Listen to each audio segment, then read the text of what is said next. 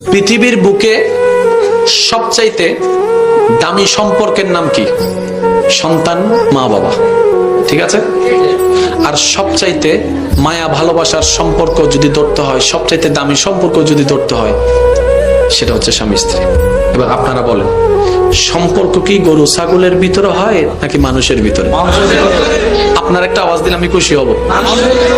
এখন অনেক মানুষ না, এই পৃথিবীর বুকে একজন সর্বপ্রথম মানুষ এসেছেন, যার আসার পরে মানুষের যাত্রা শুরু হয়েছেন, ওনার নাম কি? হযরত আদম আলাইহিস সালাম। আচ্ছা, এই হযরত আদম আলাইহিস সালাম মানুষ ছিলেন, আর কেউ ছিলেন না। এরপর ওনার একজন সাথী হয়েছেন, উনি কি ওটার বোন? না।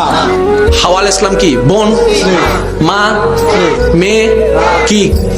তাহলে পৃথিবীর সর্বপ্রথম মানব হযরত আদম এবং হাওয়া, ওনাদের যে সম্পর্কটা আল্লাহ দান করেছেন, এটা মা ছেলে নয়, ভাই বোন নয়, স্বামী স্ত্রী। তার মানে পৃথিবীর বুকে আল্লাহ তাআলা সম্পর্কের সূচনা করেছেন স্বামী স্ত্রী দিয়ে।